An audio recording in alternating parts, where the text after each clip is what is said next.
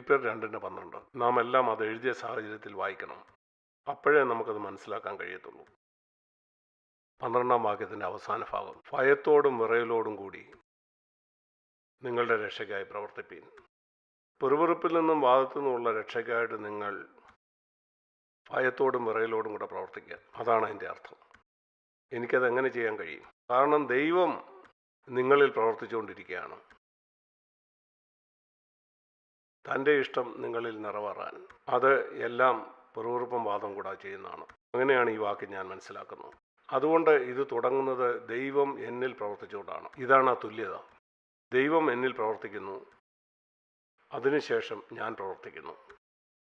അപ്പോൾ എൻ്റെ ആന്തരിക ജീവിതം എൻ്റെ പുറത്തെ ജീവിതമായിട്ട് തുല്യമായിരിക്കും. ദൈവം എന്നിൽ പ്രവർത്തിക്കാണ്ട് ഞാൻ എന്നെ തുറന്നു പിടിക്കുകയാണ്. അത് ഇങ്ങനെയല്ല, ശരി ഞാൻ ഇന്നു മുതൽ തീരുമാനിക്കുന്നു ഞാൻ ദൈവത്തിനായിട്ട് ജീവിക്കും. ഇല്ല, നിങ്ങൾക്ക് ചെയ്യാൻ കഴിയില്ല. അത് കഴിഞ്ഞ കാലത്ത് നീ എടുത്ത തീരുമാനങ്ങൾ പോലെ തന്നെ ആയിരിക്കും. നിങ്ങൾ ഇങ്ങനെ പറയണം, കർത്താവ്, ഈ ജീവിതം ജീവിക്കാൻ എനിക്ക് കഴിയില്ല. എന്നാൽ നീ എന്നിൽ പ്രവർത്തിച്ച്, നമ്മിൽ ദൈവം പ്രവർത്തിക്കുന്നു എന്ന് വേദപുസ്തകത്തിൽ എവിടെയൊക്കെ പറയുന്നു, അതെപ്പോഴും പരിശുദ്ധാത്മാവിൻ്റെ ശുശ്രൂഷയെക്കുറിച്ചാണ് പറയുന്നത്. ഇവിടെ അവൻ പറയുന്ന ഇതാണ്, ഞാൻ നിന്നിൽ പ്രവർത്തിക്കട്ടെ. പരിശുദ്ധാത്മാവിൻ്റെ ഈ ശബ്ദം നിങ്ങൾ കേൾക്കുക, ആ ശബ്ദത്തെ നിങ്ങൾ അനുസരിക്കുക, അതിന്മേൽ പ്രവർത്തിക്കുക. പരിശുദ്ധാത്മാവ് നമ്മുടെ ഉള്ളിൽ തരുന്ന പ്രചോദനത്തിനനുസരിച്ച് നാം പ്രവർത്തിക്കുക. നാം പരിശുദ്ധാത്മാവിൻ്റെ ശബ്ദം കേൾക്കുന്ന സ്വഭാവമുള്ളവരായിരിക്കണം. ആ മറിയെ പോലെ. ആ നാളുകളിൽ യേശു ആയിരുന്നു ഈ ഭൂമിയിലുണ്ടായിരുന്നു, ത്രിത്വത്തിൽ രണ്ടാമൻ. ഇന്ന് പരിശുദ്ധാത്മാവാണ് ത്രിത്വത്തിൽ മൂന്നാമൻ. യേശു ഇസ്രായേലിലായിരുന്നപ്പം എങ്ങനെ സംസാരിച്ചു അതുപോലെ തന്നെ പരിശുദ്ധാത്മാവ് ഇന്ന് സംസാരിക്കുന്നു. എന്നാൽ അത് കേൾക്കുന്ന ചെവി നമുക്കുണ്ടായിരിക്കണം. എന്തുകൊണ്ടാണ് യേശു പറഞ്ഞ് ചെവിയുള്ളവൻ കേൾക്കട്ടെ എന്ന്? ഈ പദപ്രയോഗം യേശു പല ആവർത്തി പറയുന്നുണ്ട്.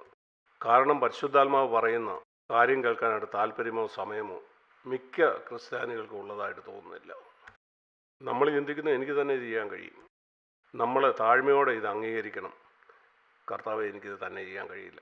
നമ്മളെ പിന്നെയും പിന്നെയും പിന്നെയും പരാജയപ്പെടാൻ ദൈവം അനുവദിക്കുന്നതിൻ്റെ ഒരു കാരണം ഈ പാഠം നമ്മളെ പഠിപ്പിക്കാനാണ്. നിനക്ക് സ്വയമായിട്ട് ജയിക്കാൻ കഴിയില്ല. ആദ്യകാലങ്ങളിൽ ഞാൻ അത്ഭുതപ്പെടാറുണ്ടായിരുന്നു, എന്തുകൊണ്ടാണ് തോറ്റ് പരാജിതനായി തീരാൻ കാര്യം എന്താണ്. ഇന്ന് ഞാൻ തിരിഞ്ഞു നോക്കുമ്പം എന്നെ ചില പാഠങ്ങൾ പഠിപ്പിക്കേണ്ടതിനായിരുന്നു അത്. കാരണം നമ്മുടെ സ്വയം പൂർണ്ണമായിട്ടും ഇല്ലാതാകുന്നതുവരെ ദൈവത്തിന് നമ്മളിലൊരു പ്രവൃത്തി ചെയ്യാൻ കഴിയില്ല.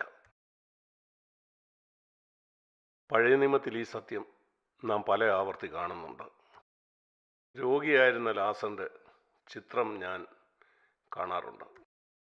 നമ്മൾ വായിക്കുന്നു, മാർത്തയും മറിയയും യേശുവിൻ്റെ അടുക്കലേക്ക് ആളയച്ച് അവനോട് പറഞ്ഞു, നീ സ്നേഹിക്കുന്നവൻ രോഗിയായിരിക്കുന്നു.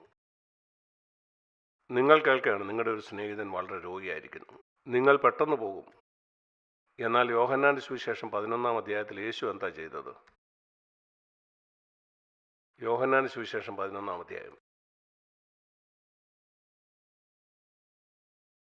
1-ാം വാക്യം, മറിയയുടെയും അവിടെ സഹോദരി മാർത്തയുടെയും സഹോദരൻ വളരെ രോഗിയായിരുന്നു. ആ സഹോദരിമാർ അവൻ്റെ അടുക്കൽ ആളയച്ച് അവനോട് പറഞ്ഞു, കർത്താവേ, നിനക്ക് പ്രിയമായവൻ രോഗിയായി കിടക്കുന്നു. അവരവിടെ ലാസറിൻ്റെ പേര് പോലും പറയുന്നില്ല. അവർക്കറിയാം അവന് മനസ്സിലാവുമെന്ന്. നിനക്ക് പ്രിയമായവൻ ദീനമായി കിടക്കുന്നു എന്ന് പറഞ്ഞാൽ ഗുരുതരമായ രോഗം. ഇത് ശ്രദ്ധിച്ചു കേൾക്കൂ.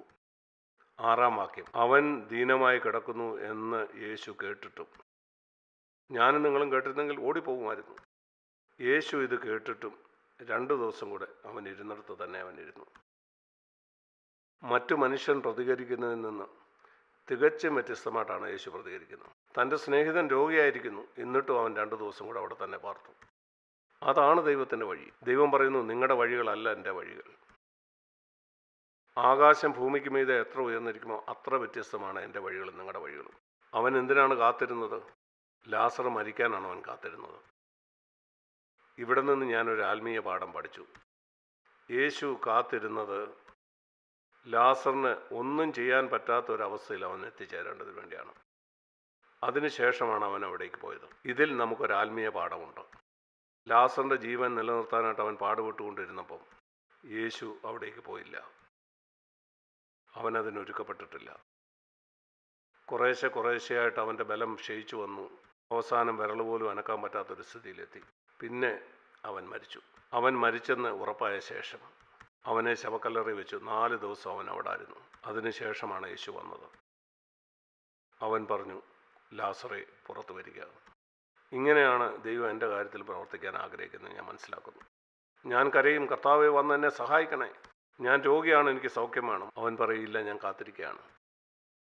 നീ എന്നെ സ്നേഹിക്കുന്നില്ലേ? ഞാൻ നിന്നെ സ്നേഹിക്കുന്നു, വന്നെന്നെ സഹായിക്കണേ. ഇല്ല, ഞാനിപ്പോഴും കാത്തിരിക്കുകയാണ്. നിങ്ങൾ ചിന്തിക്കുന്നു എന്തുകൊണ്ടാണ് ദൈവം നിങ്ങളുടെ ചില പ്രാർത്ഥന കേൾക്കാത്തതെന്ന്.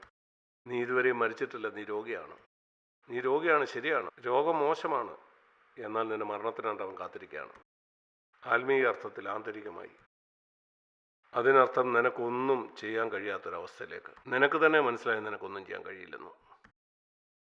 കാരണം ഈ പ്രമാണത്തിലാണ് ദൈവം പ്രവർത്തിക്കുന്നത്. അവൻ കാത്തിരിക്കുന്നത് എനിക്ക് കഴിയില്ല എന്ന് ഞാൻ മനസ്സിലാക്കാനാണ്. കാരണം നാം എല്ലാം നമ്മുടെ യോഗ്യതയുടെ അടിസ്ഥാനത്തിലാണ് വരുന്നത്. നാം അതിൻ്റെ പോഴ്ച എടുക്കുന്നു. ഈ ജീവിതത്തിലേക്ക് വരാൻ എനിക്ക് കഴിഞ്ഞു, വെറുവെറുപ്പും വാദവും ഇല്ലാത്തൊരു ജീവിതത്തിലേക്ക്. അതിന് ജയമെന്ന് വിളിക്കാൻ പറ്റില്ല. പെറുപെറുപ്പും വാദവും അതൊരു 100 അടി താഴ്ചയുള്ളൊരു കുഴിയാണ്. ഈ കുഴിയിൽ ഞാനിപ്പോൾ ആയിരിക്കുകയാണ്. പെറുപെറുപ്പിനെയും വാദത്തിൻ്റെയും കുഴി. ഞാൻ അതിൽ നിന്ന് രക്ഷപ്പെടുന്നു. എന്നിട്ട് 1000 അടി താഴ്ചയുള്ള ആത്മീയ നിഗളത്തിലേക്ക് വീഴുന്നു. അത് ജയമാണോ? ഇതാണ് പലർക്കും സംഭവിക്കുന്നത്. ചില മോശം സ്വഭാവങ്ങളിൽ നമുക്ക് ജയം കിട്ടുന്നു. അതിനുശേഷം കൂടുതൽ ആഴമുള്ള ആത്മീയ നിഗളത്തിലേക്ക് അവർ വീഴുന്നു. അവർക്കത് മനസ്സിലാവുന്നേ ഇല്ല. അങ്ങനെ ഒരു ജയം തരാൻ ദൈവത്തിന് താല്പര്യമില്ല. കാരണം അതൊരു പരാജയമാണ്. ഞാൻ ആത്മീയ നിഗളം എന്ന് പറയുന്ന ആ കുഴിയിലേക്ക് വീഴാത്ത ഒരു ജയം തരാനാണ് ദൈവം ആഗ്രഹിക്കുന്നത്. അത് നമ്മുടെ ജീവിതത്തിൽ തരാനായിട്ട് നാം പല പ്രാവശ്യം പരാജയപ്പെടാനായിട്ട് അനുവദിക്കും. നമ്മുടെ തന്നെ ബലം തീരുന്നത് വരെ. അതിൻ്റെ ഏറ്റവും നല്ല ഉദാഹരണമാണ് യോഹന്നാൻ 21 നാം കാണുന്നത്. ദൈവം നമ്മളിൽ പ്രവർത്തിക്കുന്നത് നാം ശൂന്യമായി തീരേണ്ടതിനാണ്. അതിനുശേഷം നാം അവനോട് സഹകരിച്ച് പ്രവർത്തിക്കുന്നെങ്കിൽ പുതിയ നിയമത്തിൽ പറയുന്ന ഈ ജീവിതത്തിലേക്ക് നമ്മൾ വരും. ഇതാണ് ക്രൂശിൻ്റെ വഴി, അല്ലെങ്കിൽ മരണത്തിൻ്റെ വഴി. അനേക ആളുകൾക്ക് ഈ ക്രൂശിൻ്റെ വഴിയെക്കുറിച്ച് അറിയില്ല. യേശു മരിച്ച ക്രൂശിനെക്കുറിച്ച് അവർക്കറിയാം. എന്നാൽ നിന്റെ ജീവിതത്തിലുള്ള ആ ക്രൂശ്, യേശു മരിച്ച ആ ക്രൂശ്, ഈ ക്രിസ്തീയ ജീവിതം എനിക്ക് തന്നെ ജീവിക്കാൻ കഴിയുമെന്നുള്ള ആ സ്വയവിശ്വാസത്തെ തകർക്കാനാണ്. ഞാൻ ചിന്തിക്കാം എനിക്ക് ഈ സ്വയവിശ്വാസമില്ലെന്ന്. എന്നാൽ അത് നമ്മളിൽ ധാരാളമുണ്ട്. എന്തുകൊണ്ടാണ് ദൈവം അബ്രഹാമിനോട് ഒരു ഉടമ്പടിയെക്കുറിച്ച് പറഞ്ഞത്? അത് നാം വായിക്കുന്നത് ഉൽപ്പത്തി പുസ്തകം 17-ാം അധ്യായത്തിലാണ്.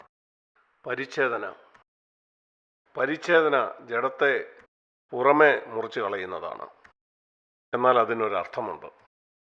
അതിൻ്റെ അർത്ഥം ഇതാണ്: നാം ജഡത്തെ ആശ്രയിക്കുന്നില്ല എന്നുള്ളതാണ്. യോഹന്നാൻ 21 വരുന്നതിന് മുമ്പ് ഞാൻ നിങ്ങളെ അത് കാണിക്കാം. നമുക്ക് ഫിലിപ്പി ലേഖനം 3-ാം അധ്യായം നോക്കാം. അവിടെ പരിച്ഛേദനയുടെ അർത്ഥം എന്താണെന്ന് പറയുന്നുണ്ട്. പഴയ നിയമത്തിൽ പരിച്ഛേദന ഇത്രമാത്രം പ്രധാനപ്പെട്ടതായിരുന്നു.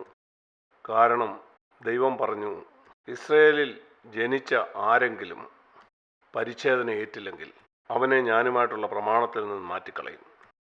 അവനുമായിട്ട് എനിക്കൊരു ഉടമ്പടിയുമില്ല. നിങ്ങളെ പരിച്ഛേദന ഏറ്റില്ലെങ്കിൽ അബ്രഹാമുമായിട്ടുള്ള എൻ്റെ ഉടമ്പടിയുടെ ഭാഗമല്ലവൻ. അതിൻ്റെ അർത്ഥമെന്താ? പുതിയ നിയമത്തിൽ നമുക്കെങ്ങനെ അത് ബാധകമാവുന്നു? ഇവിടെ അത് കാണാം. ഫിലിപ്പിയർ 3:3. നാമല്ലോ പരിച്ഛേദനക്കാർ, ജഡത്തിൽ ആശ്രയിക്കാതിരിക്കുകയും ചെയ്യുന്ന നാം. അതുകൊണ്ട് പരിച്ഛേദനയുടെ അർത്ഥം പഴയ നിയമത്തിൽ ബാഹ്യമായിട്ട് ജഡത്തെ മുറിക്കുന്നതായിരുന്നു. എന്നാൽ പുതിയ നിയമത്തിൽ നമ്മുടെ തന്നെ ജഡപ്രകാരമുള്ള ആശ്രയത്തെ മുറിക്കുന്നതാണ്. നമ്മുടെ തന്നെ കഴിവിലുള്ള ആ ആശ്രയത്വം. നമ്മുടെ തന്നെ ജഡത്തിലുള്ള ആ ആശ്രയം മുറിക്കുന്നില്ല എങ്കിൽ നാം ആ നിയമത്തിന് കീഴിലല്ല. ദൈവം അത് അബ്രഹാമിനോട് പറഞ്ഞു. പരിച്ഛേദന ഏൽക്കാത്ത എല്ലാ മനുഷ്യനും ഈ പ്രമാണത്തിൽ നിന്നും അന്യനായിരിക്കും. ഇന്ന് നമുക്കും അത് ബാധകമാണ്.